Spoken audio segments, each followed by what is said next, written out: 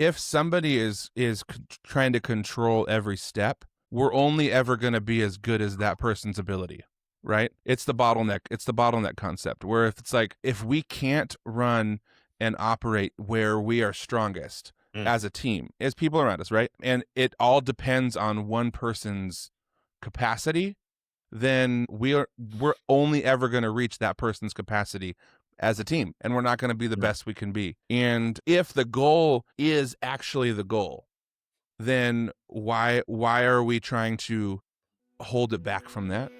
Welcome to Brand on the Rocks, the podcast that distills bold ideas into clear messages you can actually use. Each week, we serve up conversations, audits, and straight pours of insight to help you cut through the noise and grow your business. Hosted by brand strategist Ryan Holck, this is where clarity comes neat and your brand gets remembered.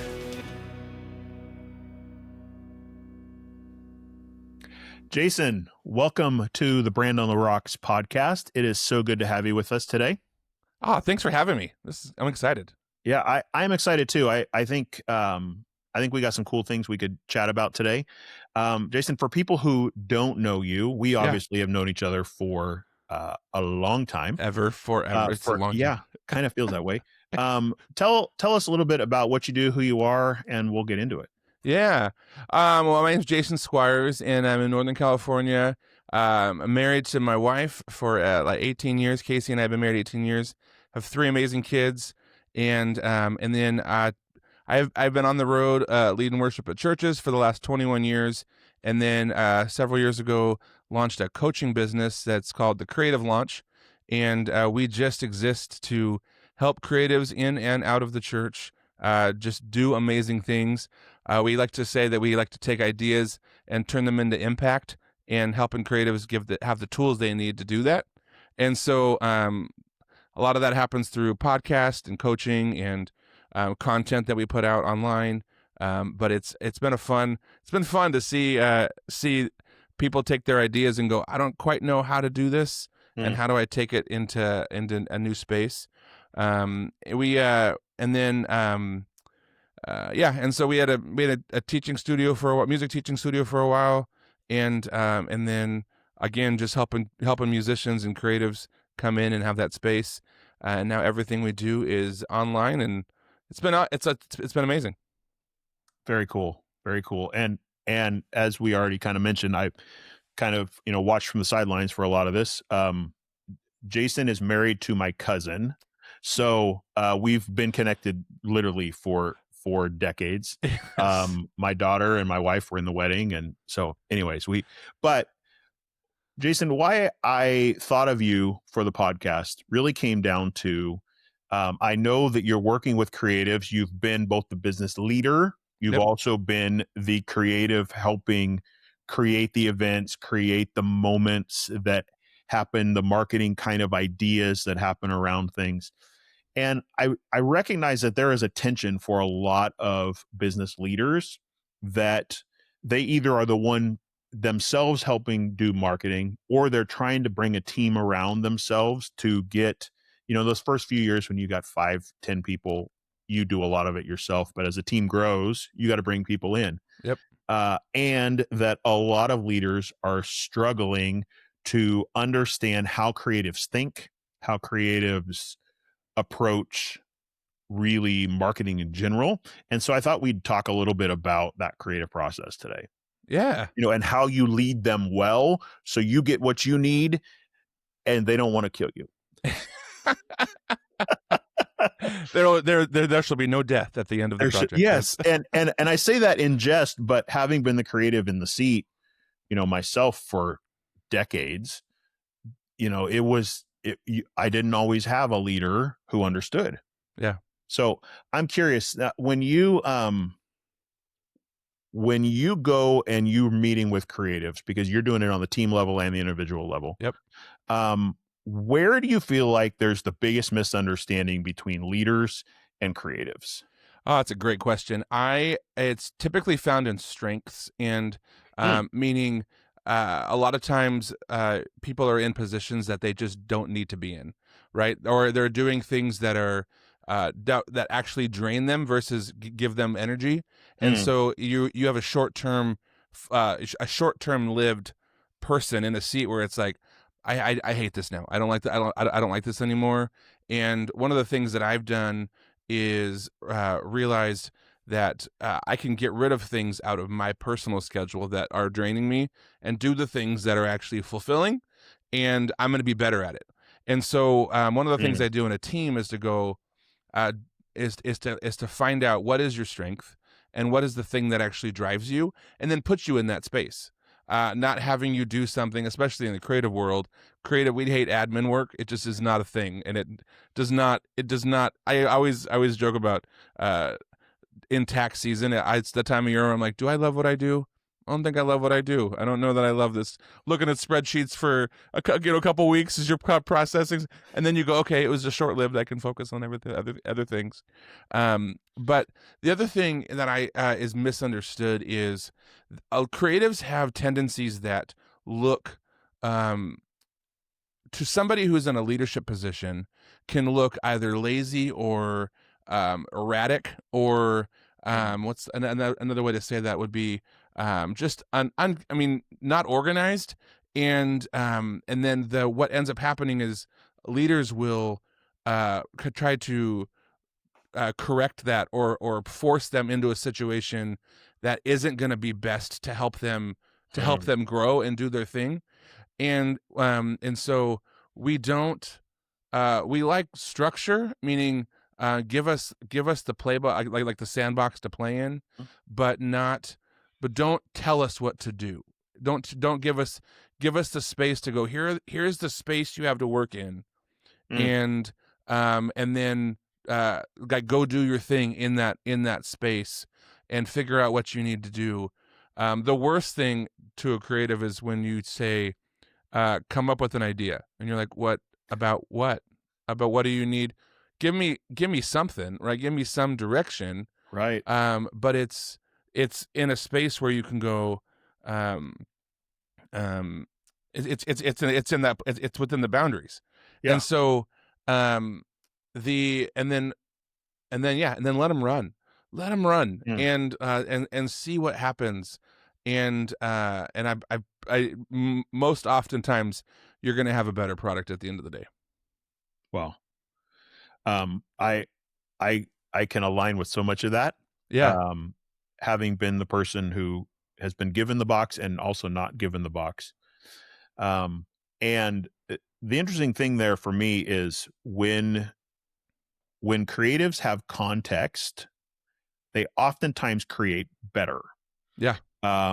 That some of the most, there was a lot of times I would stare at the blinking cursor or, Photoshop or InDesign, a web design project, going, I don't know where to go from here, because an assignment had been made without enough information to actually drive the required decisions to have a successful project. Right. So what do you feel like are some things that leaders can help bridge that gap for their team members with, and their creatives, so that you said let them run with it, which is right. But how can you help let them run in the right direction so that you're happy with the goal and they're happy with the product at the end? One of my favorite working team assessments is 6 Types of the Working Genius from Patrick Lencioni. And he breaks down the different letters of how a team is built. And it uses the word widget, W being wonder, which is in that CEO big picture level. And then right under that is I, which is, I always forget if it's imagination or innovation. One of the 2 I's. It's one of the ideas. Yeah. And so building a team off of, if you give me like the big picture concept, it's that wonder, where are we headed? And then right under that is, how are we going to get there? What are we going to do to get there? That idea person is going, okay, well, your picture is this and your direction is this. Here are some ideas that will help to kind of get us to where that space is. And then the next level is discernment, where it's having to decide which of the ideas is best. Typically, people who are in the creative space don't necessarily have that that discernment, because it's like, here's a bunch of ideas. I don't know which one's best, but there's all the ideas that you have, right? And then it goes on from there into getting people surrounded around the idea, and then onward to actually getting into details of the weeds. And so for in a leadership perspective and concept, the not dictating tasks. So like, I need you to do X, Y, and Z. It is, I need you to help us. I need you to help us. Say it's marketing for an event. Like, we want to get people in the doors. What are some creative ways we can do that? And rather than saying, I need you to make this product, I need you to do X, Y, I need you to make the graphics for this, I need you to do this. It's not a task management thing. It's more of idea building. I was working with a friend of mine, or one of my clients, in the person that was leading him was he would go, here's everything, and he'd go, oh, I don't like the font that you're using on this and this, and he was like, he was getting in the weeds of the project, and it's like the guy who's in charge of the whole concept is focused on the details rather than giving the structure to where we're headed. And you don't want to do that, because you want to the leader should be also, in the same regard, keeping the space open for that big picture concept, and not necessarily focusing on getting into that space. And so widget is my favorite word when it comes to team management, because it's the whole package to go. Everybody has their task and their job and their role, and let's focus on what your role is, and also not take that role away from somebody else. So the interesting part there is not taking your role from someone else, is recognizing I am a piece of the larger. It is not just me. Yep. And I think for a lot of, especially I've been serving more small businesses, under 5 people, or like 20 people plus. Like, it's on the two extremes. And so under 5 people, you're sharing jobs. Everybody's like, there's, it's like, you just get the job done. As what's the statement? Tasks as, assigned kind of approach. And so it doesn't always mean you're doing things in your strengths. It just means you're doing the task that has to be done. Right. And I think you're talking about having some sort of structure where there's an understanding of, here's what you're best at and here's what you're responsible for. Yep. Which is a conversation that can be a tough conversation with creatives. Because the creatives that I hired and worked with were either run with it, don't talk to me till the end, or they were like the elementary kid showing his drawing to the teacher who needed like assurance at every step. Yeah. There's no in between. So I'm curious, how in that process, that widget process, or even just your coaching, how are you helping both sides understand this is a common goal we're working to? Like, do you have some things that you point out to them or ask them about, statements that you're directing them to? Like, how do you get them to see the other person's perspective so that there isn't micromanaging, there isn't, that the goal is the goal and we know we're all working towards it? Totally. That comes from me. It's purpose, right? So what is the goal? What is the purpose? And if somebody is trying to control every step, we're only ever going to be as good as that person's ability, right? It's the bottleneck concept, where if it's like, if we can't run and operate where we are strongest as a team, as people around us, right? And it all depends on one person's capacity, then we're only ever going to reach that person's capacity as a team, and we're not going to be the best we can be. And if the goal is actually the goal, then why are we trying to hold it back from that? And what if? And I always encourage people, when you open up your hands and trust the process, you're gonna have a better result. I do a lot with like leading bands, music teams, and a lot of guys in my shoes as a leader would turn around and go, drummer play this, guitar player play this, piano player play this. Now that is my capacity as a musician. I'm now the pinnacle of the success that we can have as a team, as opposed to going, hey, here's the direction the song's going. What do you think could support that? What do you think could actually contribute to helping the song be better? You're a better drummer than I am telling you what to play. And so I would rather you play and try something, and then we can talk about it if it doesn't work. But chances are you're going to be a better drummer than I am telling you exactly what to play. And because of that, I've gotten the reputation often to a lot of places that I have really short rehearsals. People, like, they just don't. Rehearsals will be really short because it's like everybody came in and they got to be creative. They got to do the thing they were here to do, as opposed to us spending hours trying to make it sound like I want it to sound in my head. And no, that wasn't exactly right. And everyone's getting frustrated, and there's tension that's building because it's like, I'm not here to just do the thing. I want to be a part of this team and help us get to the next level.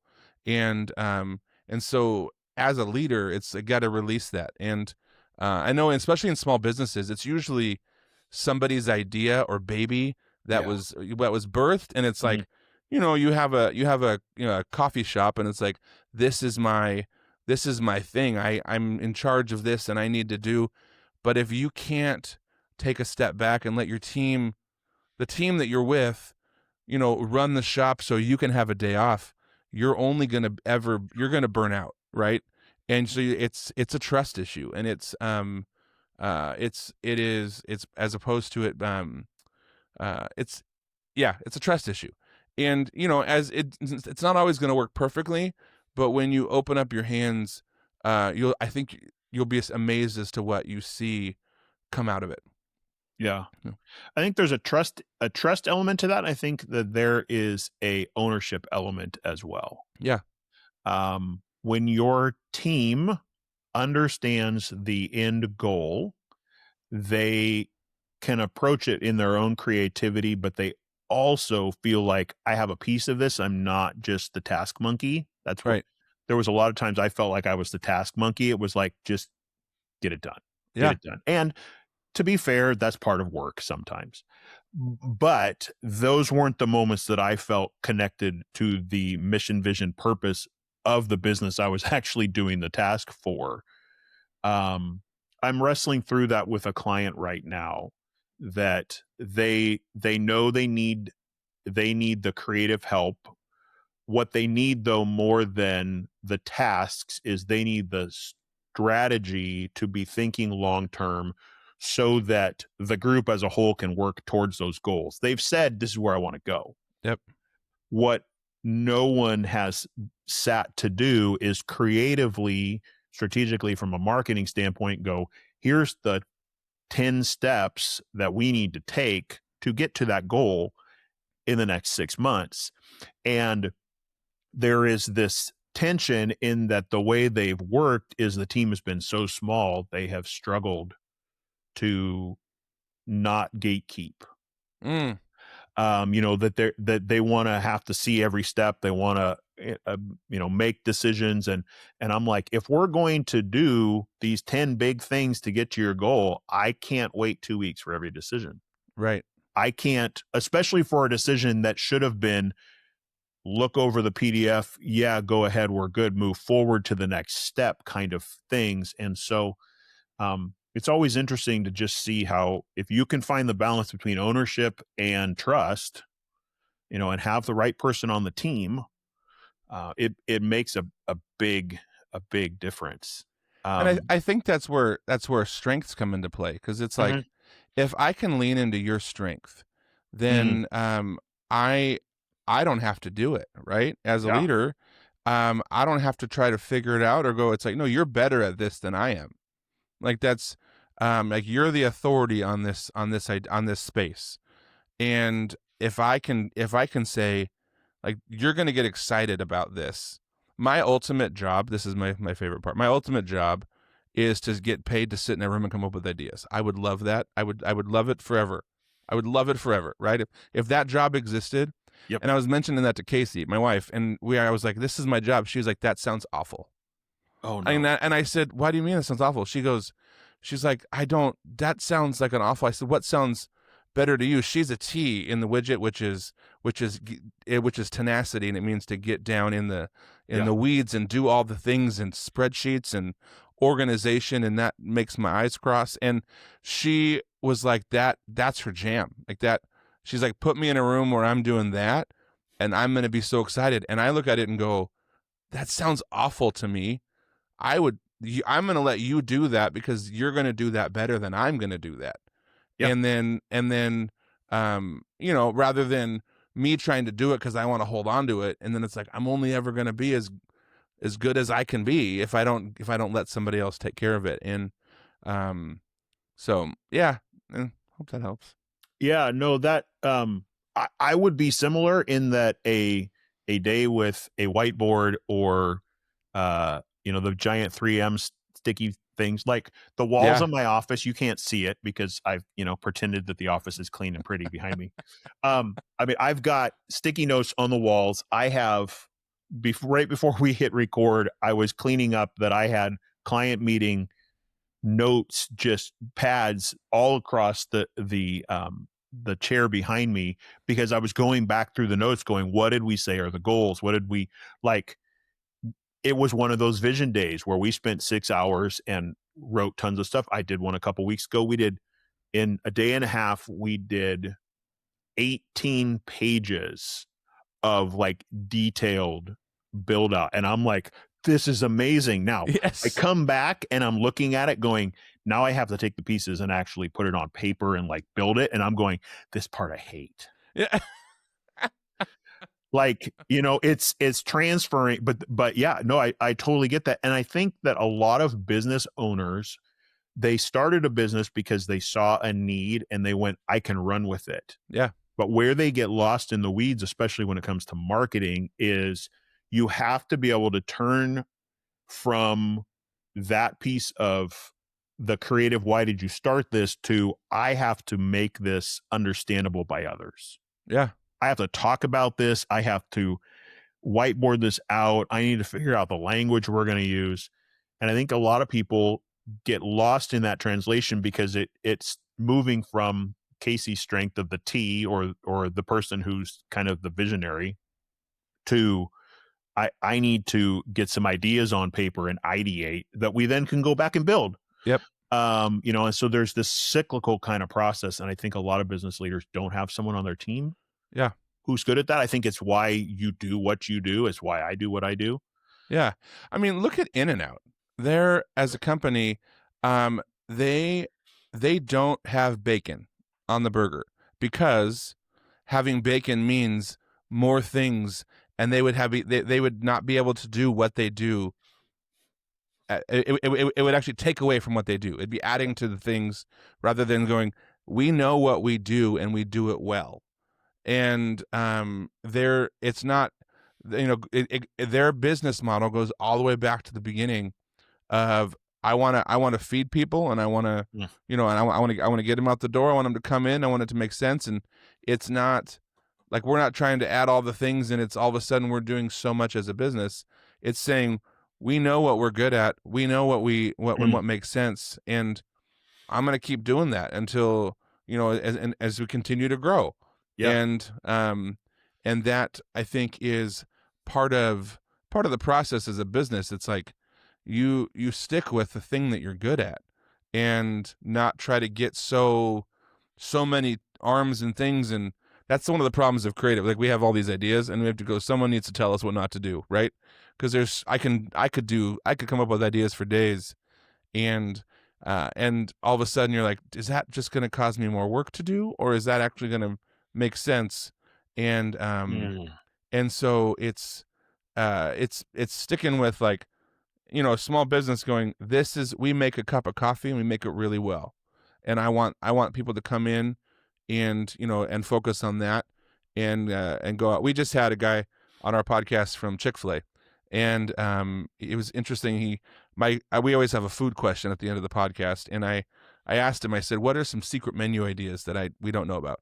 And he said, Chick-fil-A does not have a secret menu because they want people to come in and be super and just know what they want to do, as opposed to there being like this insider model. It's like, no, I want to come in, and if it's going to be on the menu, we want it to be on the menu, and then also it doesn't create any chaos in the back for the people that are working that maybe don't know what the guy's talking about and all that kind of stuff. Everything's clear. It's clarity. Right. It's keeping the communication open.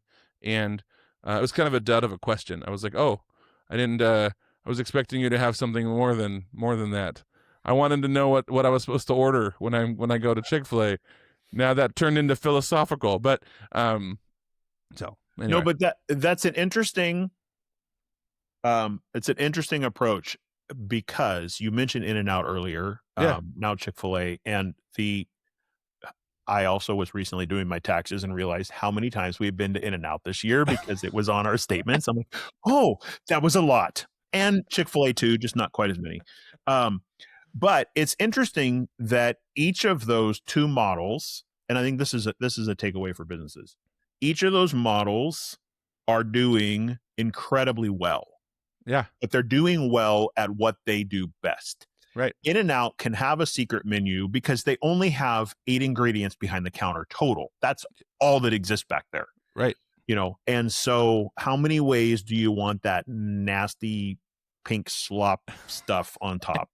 You know, like I don't even, the spread stuff, like how many, you know, how many things can we put it on? Like that's the question. It's not like we're not inventing something new.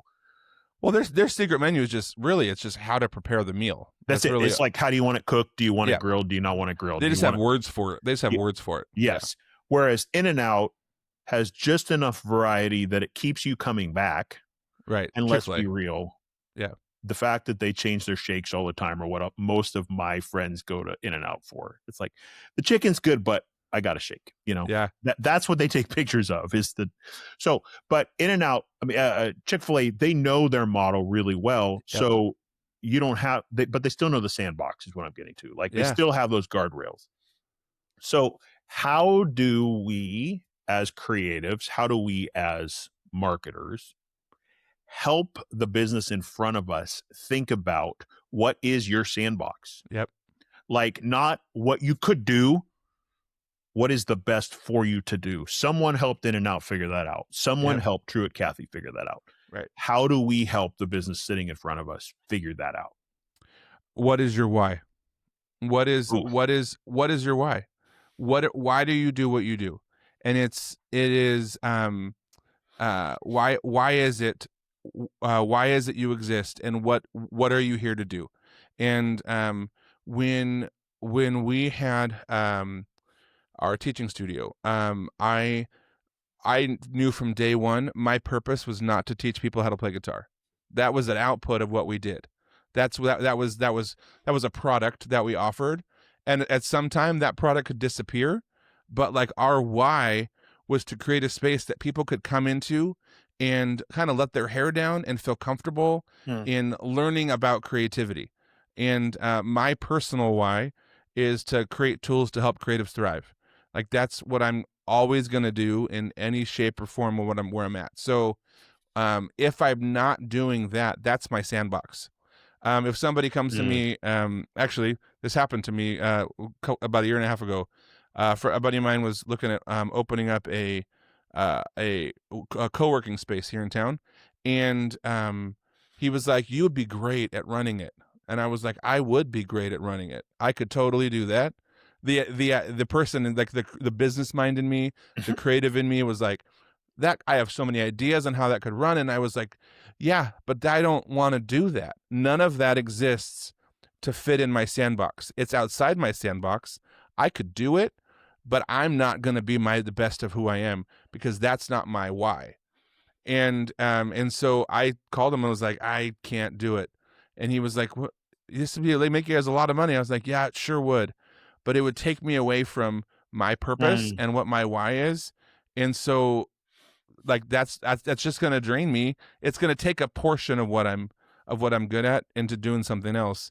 And because every time you say yes to something, you're saying no to something, right? So it's as a business, every time I say yes to something, I'm saying no to something else because we only have such a certain capacity. And so if I'm to define that box is to go, my why is whatever that why is. And then I also like to do in that space is to create a filter and have a set of questions that everything that comes in kind of goes through. And if it doesn't go through those questions or make it to the bottom, then I'm not going to continue it. I'm not going to, and that way I'm not actually having to make the physical decision every time. Yeah. I can go, that doesn't support where I'm headed. So the answer is no. Rather than going, man, but it would be really great if and then I'm spending time waffling back and forth. And then meanwhile, long time later, then I say no. It's like, well, no, it doesn't actually fit what I'm doing. So the answer is an easy no. It's an easy no. And so, yeah. So it's building the why. Simon Sinek has a great book, Start with Why. Yep. He has a whole series on it. And it just asks all the questions about how you can process what you're doing and be able to answer the question, like why are we even here? And then that is your sandbox. Your why is your sandbox. And then from there, everything else will kind of follow suit. Your why is your sandbox. That's good. I mean, it's the space, right? I mean, everything you do, it should be, if it doesn't fit, the funny thing is we live in a world now where, I mean, anybody can do anything whenever they want. And, I mean, we can do all the things, and it's like, as human beings, we're not meant to know everything that happens around the planet within moments. Like we don't have the capacity to handle all that information. And so but we have it now, right? Yeah. It's all available to us. And so you have to be able to go, like, I as a person am only going to be doing what's right in front of me. And I can't focus on everything because, I mean, that's where the term doom scrolling came from, where you're just like, I'm soaking up all the information that I was talking to a friend of mine yesterday. This blew my mind. He said if you have a microphone, an interface, and a laptop, your recording ability is 10,000 times stronger than the Beatles studio at Abbey Roads when they released their first project. And I was like, I'm sorry, what? And I was like, he said that's the technology that exists now in a home studio, easily accessible, that you purchase off of Amazon and it's on your doorstep before you get home, it's that much bigger than what these guys had when they first started. And so it makes things so much easier. There are so many things that are so much easier to do. Yeah. But it also makes us want to do everything, and you have to dial it back and go, I'm only going to be good at what it's right in front of me and focus on that. So you mentioned you've kind of got a filter. Yeah. For someone who is wrestling with what is the right no and the right yes as a focus in their marketing and their business growth, like, do you have some questions that you ask or you help them work through? Like, I know you helped somebody launch a coffee shop recently and some other things. Like, do you have a framework there? Is it something specific to the person? Like, give me just an idea of what that might look like. Totally. The first question, if you're trying to determine what's going to fit in with what I'm doing, the first question is, will it drain me or will it give me life? Right? Is this going to drain me? Am I going to do this and I'm going to be exhausted? most things get weeded out at that point, right? Because it's like, that's not who I am as a human. It doesn't support where I'm headed. Then I'm gonna go ahead and weed that out. The next question is, will it take me away from my first priority? So, what's my first priority, and will it actually take me away from that? I had a really awesome opportunity come my way recently that was going to mean that twice a month I had to not go to date night. And I was like, no, we have date night every Wednesday for an hour and a half. And if I say yes to this, I cut date night in half. My first priority is being my wife. So I have to say no to this because we can't rearrange date night because the kids are somewhere Wednesday nights and like that's our date night. Well, then if I say yes to this, I'm saying that the opportunity is more important than my wife. And I won't do that. And so the answer was an easy no. So it takes you away from your first priority. And then the first question, and then the third question is slipping my mind at this moment. The third question was, does it fulfill my purpose? And it's meaning, does it follow my why? And if that doesn't happen, then that gets removed, right? And so, like this coffee shop you mentioned that has help and open, you build those reasons on top of the shop, right? What is the shop's purpose, right? And what is the coffee shop? Is it going to drain me or is it going to give me life? In a shop's perspective, and does it mean I'm going to run in a deficit or is it going to make a profit, right? Like this is, what does that look like? Yeah. And then will it take you away from what your first priority is? And that in a shop's perspective, that what is the first priority of a coffee shop? And in her space, it was to have a space for community where people can come together. And it's like, well, if I do certain events that mean I have to close down the coffee shop, other people can't come in, and that's actually more of a priority to me than it is renting the space out to somebody else. So then I have to say no to that in order to say yes to this. And then you end up not making the decisions because it answers the questions as opposed to it's sounding personal. Because I think a lot of times in these scenarios, it can feel like, oh, you don't like me. It's because you don't agree with me, or it's because whatever. It's like, no, it doesn't fit the things that I have listed. And so that, therefore, I have to say no, or therefore I can say yes. And so, it's just remaining true to who you are. And I think in this whole process, you want to make sure that everything you do is 100% true to yourself and true to your identity. And the cool thing being, when you do that, you find that that's where success happens, right? That's where you find that like everything is just grows and is awesome, and it's not anything else, right? Yeah. One of my favorite quotes is from a guy named Erwin McManus, and he said, humans are the only species who choose to live outside of what we're intended to do and become, and that's why we struggle. And you realize, like, a giraffe does not build a dam, right? Because that's not their strength. That's not what they're good at. They understand their purpose in life. Yeah. But humans, we're the only species that go, we can do all things, and I'm going to make it all happen, rather than going, what is it that I'm good at? What is it that I want to grow at? Where do I want to head? And and so, and I found that when you make those decisions and you state the purpose, because I think in some scenarios it feels like the more that I say or the more that I do, people are going to feel like, oh man, he's saying the hard things and he's doing whatever. It's like, no, he said why he's doing it. It's logic. This is actually heading in the direction that he wants to head. And so it's countercultural, but I'm telling you, if you look at the people who are successful, this is where success happens. Right.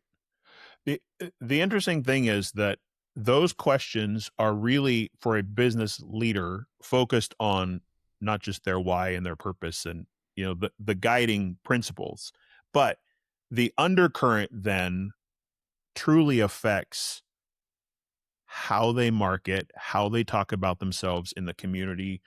Like, if you aren't open to events, you don't chase event planners. You don't chase, like, you talk about your business differently.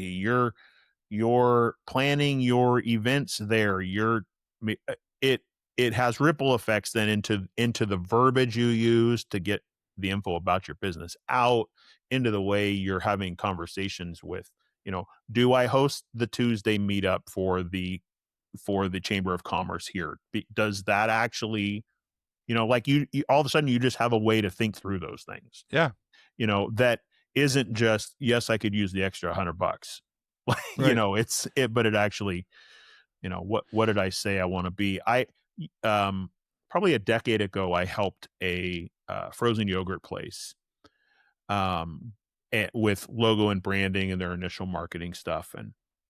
And they had some similar thoughts about what they wanted the space to be. We want the space to be a place not just that people show up, but that does certain things in our community. And one of them had a reach beyond themselves. Like, they had a missions and mission support board on the wall. It was like, these are people around the world we think are doing cool things that you should know about. And they always had a table where you could learn more about the people that they were supporting with some of what the funds were that were coming in. And there was always a map on the wall that showed you, and we're a community gathering place, and here's how we reflect that. And here's how we, so even in the way they marketed, like, those were the things they talked about. That's what went into emails. That's what went in, because it was their priority. It was like, we provide you this cool thing, yogurt, coffee, whatever, but it's really about more than that, because that's who we are as people. Yes. And making that connection, I think, really is what helps a business stand out. Because let's be real, do we need more coffee shops? Do we need more good coffee shops? Yeah. Well, I mean, there's Yes. that. Do we need another frozen yogurt store? Well, at one point, I think our town had 6 on this portion of town. So it was like, really, probably not. But what made them stand out was those cool things. That's what, when they told their story, people went, oh, I should go. Like, people drove across town to this yogurt shop, even though it was essentially the same mix they could have gotten 3 minutes from their house. Right. Because they identified with the why, with the story they were telling and the way they marketed. And I think that's the difference between revenue focused and purpose focused, right? And in all things. I mean, anywhere you go, the moment you become revenue focused, it doesn't. Yep. And I'm gonna say it because it's a little controversial. Everybody hates the process right now with Southwest. They are losing some of their identity, and they've stated in order to increase revenue. And you're like, meanwhile, I can go. You're another airline now. I was using you as an airline because you had a different identity it fit what I wanted to do. Now it's like, you're the same as anybody else, because it's now revenue focused versus purpose focused. And when that shifts, it's like, I wish them well, but I don't know that you're just the next one on the block now, as opposed to somebody who stands out and people want to come to. So, and it breaks trust. Yes. I've over the years taken pictures of the cool napkins and the things they promised to us they were. I in the back of my mind, I think you maybe have done the same thing. Yes. Or at least like that. I like how they verbalize that. And a lot of those things I feel like they've lost. And at the end of the day, we need to survive, which means we've got to have revenue. But there is definitely a way that you can have revenue and still be true to your why. Yep. And I think that's important.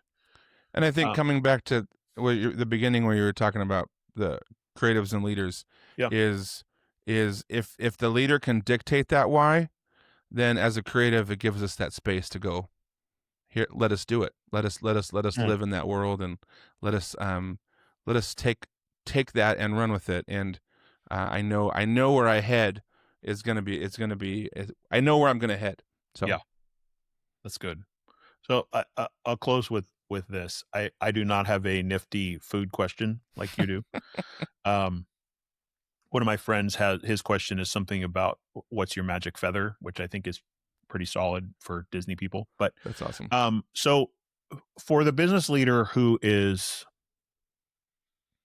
exhausted and they're looking at like, I'm stuck here, I need business to grow, I need more, but they're looking at their business and revenue and messaging, and they feel like all they're doing is putting out fires and they're not making progress. Like, what is the small step that they could take today or tomorrow to help them begin to figure out that sandbox and their why and where they're headed? I think taking a step back and Ooh. and evaluating, meaning not should I stay or should I go, but I think when you're in it and you're looking at it eye to eye, you don't actually see the whole picture. And so if you can take a step up to that 30,000 foot level, and go, are we headed in a direction that, or did my direction get lost? And am I more focused on revenue than purpose? What is my purpose? Let's head that direction. And then the second thing I would say is physically taking care of yourself as a leader is something that I will preach till the day I die. Is especially in small businesses, the constant every day, and it's the pressure and we don't think about taking a step back and the benefits of vacation and the benefits of clearing my head and kind of having that open space. And so looking at I would say to look at your schedule and say, and find, am I taking time for myself so that when I show up at the office, everything I'm doing is not panic mode, but it's coming from a place of health and rest and a clear head, and then I can take a step forward and say, where is that going to go from there? And so those two things, I think, easier said than done, but at the same time, necessary for that space, because that idea started somewhere, and it started with a dream. It started with an excitement. It started with something that was true, and over the course of time, it's maybe drained, and you got to find it again, find that joy, and then it'll kind of get that fuel in your sails. Yeah. So for someone who is needing help to do that, to kind of take the 30,000 foot, get perspective, how could listeners find you? Yes, thecreativelaunch.com is my website, thecreativelaunch.com. And then on Instagram, we're at Creative Launch. And both of those places, you can get a hold of me. On thecreativelaunch.com, literally the first thing you see, courtesy of Ryan teaching me how to build websites, is a button that says schedule a call. And that you click on it, fill out a quick form, and I'll get an email. And you can actually schedule a call with me totally free. And we just dive into where you're at, and then determine if coaching is something that would be a benefit for you. And then I would love to have that conversation with you. I sit in this chair often talking to people, and it's one of my favorite things to do, and would love to be involved in that conversation. Awesome. Jason, thank you so much for this conversation and talking shop here and reconnecting. I so appreciate it. Absolutely. Thanks All right. Thanks for having me.